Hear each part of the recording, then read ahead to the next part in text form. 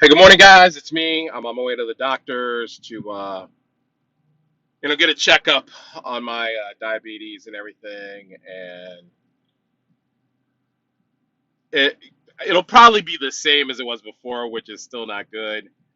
Because what can I say? I've had some setbacks with me and my goals for working out and losing weight. Everything from the corona to moving, and it just things have just come to knock me off my schedule. But when I look at my life, I was talking to my pastor the other day. I need to start strategizing for how to continue to be consistent when the environment isn't ideal, you know. And so that's kind of like the topic of this title. This topic of this title. The title of this topic today is, how do you strategize in the middle of significant stress and just chaos? And the main part of it is you have to be adaptable. You have to be adaptable and willing to reassess.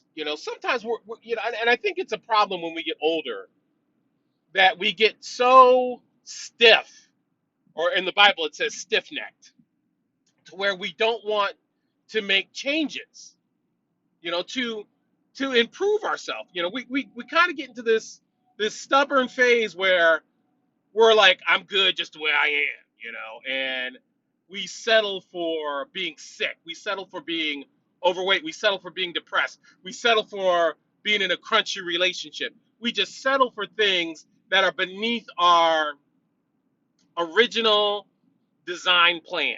You know, you weren't designed to be an addict. You weren't designed to be miserable, to be depressed, to be in an unhappy relationship. That wasn't the goal when you came out the womb, okay? I mean, let's just put that out there. That wasn't what you were meant for.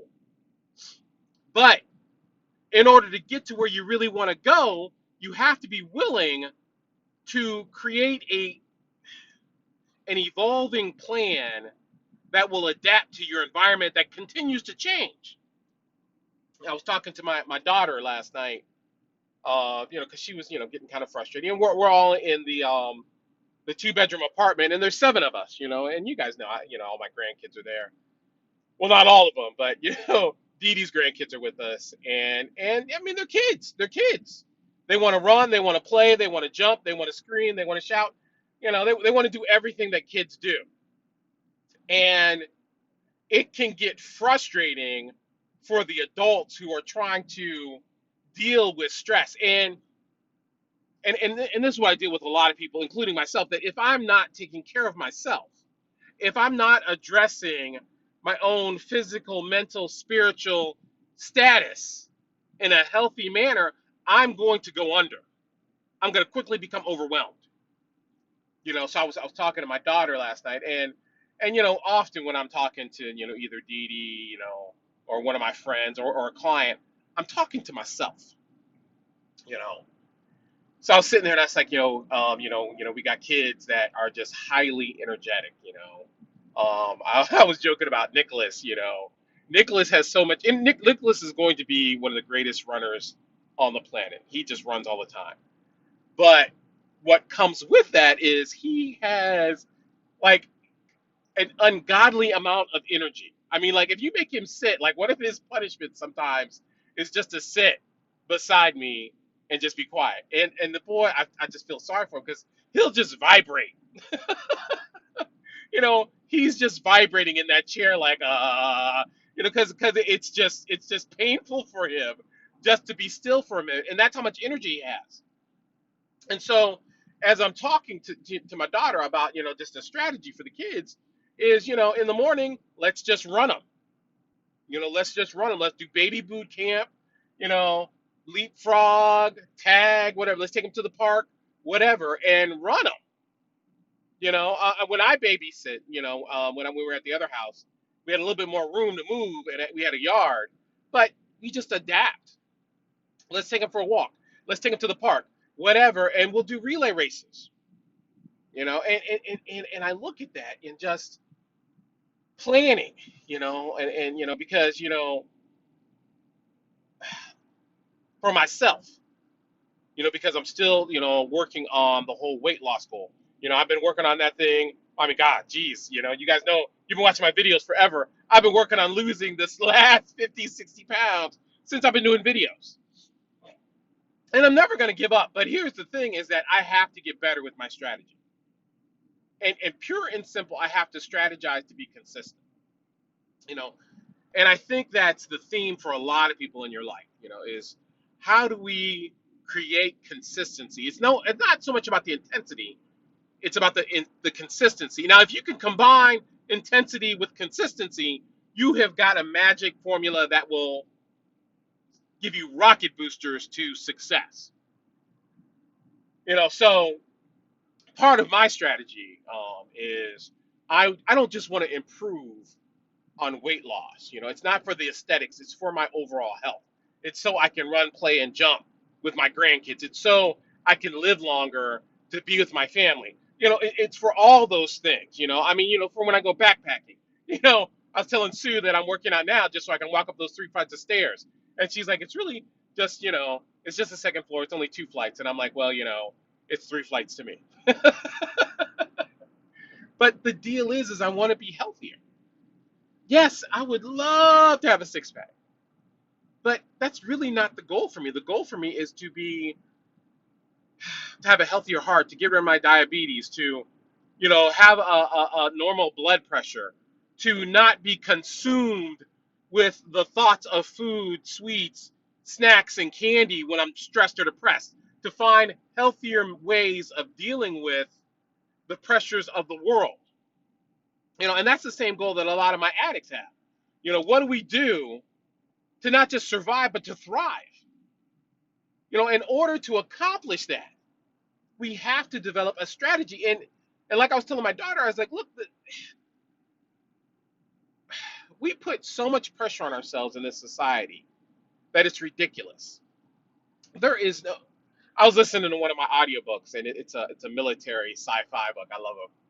And the hero is about to go in and rescue his friend, da da da da, and he's got this little squad, and they're coming up with a plan. But the biggest thing about the plan is he says no strategy survives first contact. It has to be adaptable. And you got to think about that in our life. When we go to war against ourselves, no strategy survives first contact when I come into the first bit of resistance with myself. So my first contact of resistance is in the morning.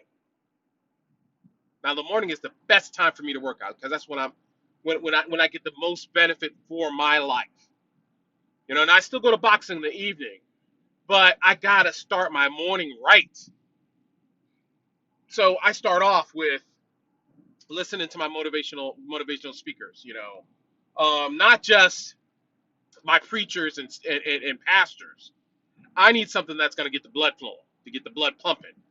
So it's probably The Rock or even Kevin Hart does some motivational stuff on working out. There's a lot of stuff. One of the sites on YouTube is called Motiversity.com on YouTube, and they have a lot of really energetic speakers. And I'm listening to this, and often they'll have me a little video of somebody doing some boxing or somebody, running on the treadmill, but whatever, they're sweating, they're moving, it's kinetic. And I need that in the morning to get my sluggish, lazy behind moving. It's kind of like my own Rocky music, to where I'm kind of okay. I'm listening to myself, and I'm like, okay, okay, okay, here we go. We're getting up. We are doing this for a reason. So then I start going over the reasons why. And all of the speakers I listen to talk about the why. What is your why? And my why to get up in the morning and go sweat on the arc trainer, that's my favorite machine, is because I want to be healthy. I want to be able to run with my grandkids. I want to be able to go backpacking and not be at risk of dying. I want to be able to climb 3 flights of stairs and no sweat. And I think you guys saw in my other video when we were moving into this apartment, and I had this young dude grab two crates that I was carrying just to help me, and he ran up the stairs. He just ran up them, and I was full of envy. And I said, you know what? That's gonna be me. That's gonna be me one day.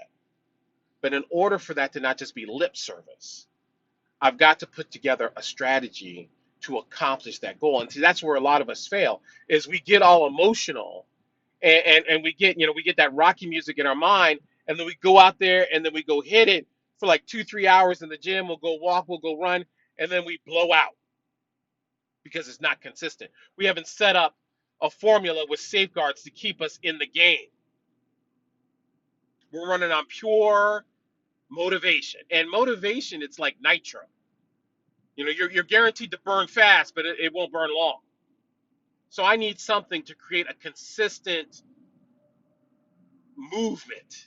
So I set up accountability. That's why I got, Sue working with me. That's why I got the boxing. That's, one of my friends in boxing, Cornita, will check on me if I don't show up too long. And I check in and I said, look, I'm not gonna make it tonight because of da da da da. But I'm now here. I'm there. And I'm like, okay, I'm coming every Tuesday and Thursday night now, because that's part of the goal. That's part of the steps I need to make in order for me to be at my best. At my best. And then I got other people like my pastor. He was talking to me. He's like, yo, Will, you know, um, you got to stop using food as your comfort, And I'm like, I'm thinking in my mind, like, no, duh, but he's like, he's always willing for me to work out with him. Now, the last time I did it with him, I kind of got hurt because he was trying to make me run. I'm too heavy to really run any long distance without, kind of hurting myself. But I think I'm thinking about, adding him to my system to fill up some of the days that I don't have someone to work out with. Not that I can't do it on my own, but it guarantees that I will do it. Because let's be truthful with ourselves. On our good days, we are consistent. But we have to plan. A strategy is for the bad days. It's not for the good days. Your strategy is for the bad days. So on my bad days, if I already have an appointment with Bishop to show up at his house at 6 a.m. on a Saturday or a Sunday or whatever day that I don't normally have somebody to work out with, I'm pretty much guaranteed that I'll be there, because I don't make appointments with people and not show. Now, the war is my body doesn't want that kind of accountability. Let's be real. Let's be real. We don't want that kind, like I was texting my daughter D, and I said, "Hey, come talk to your pops." And she's like, "Oh, I don't, I'm working on things on my own. I don't really feel like it." I was like, "Hey, I really want to talk to you." Well, if the movie's done and the work is right and everything's happy, Georgia, I'll come talk to you. And I was like, "Hey," so then I go knock on her door. I was like, "Yo, I can come talk to you here," you know. And I told her, I was like, "You're not gonna get away from me," And I said, "Look, it's only gonna be 5 minutes. I just want to, just chat with you for a minute." And we need people like that in our life that aren't gonna let us get away, aren't gonna let us use our same old excuses to do the same things over and over and over again. You know, and I know that's what's scary about accountability is not being able to get away. But what am I trying to get away from? Really, really, truthfully, let's be honest. Am I am I truly all in to be successful, or am I just fooling myself? Because if I'm really all in, then I will set up a strategy that's escape proof.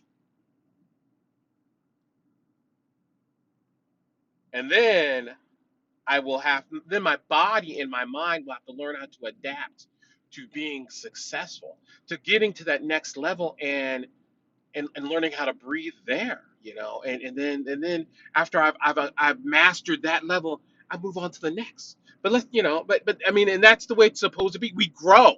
It's called growing. And a lot of us have gotten comfortable with being stagnant, not moving, not stretching, not not reaching, not climbing that mountain in our life. But when I don't do that, I stop living. I stop thriving.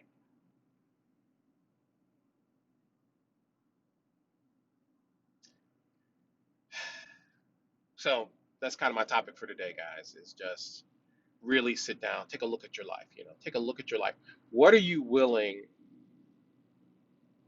What are you really willing to invest in order to create the life that you really want, the life that you really deserve? Because I promise you, there is an investment. It's a it, and it's not just a one-time thing, because you're worth it. I'm worth it. You're worth it. But only you can convince yourself of that. Okay. So I love you guys. I'll talk to you later. Um, Peace, love, and hair grease.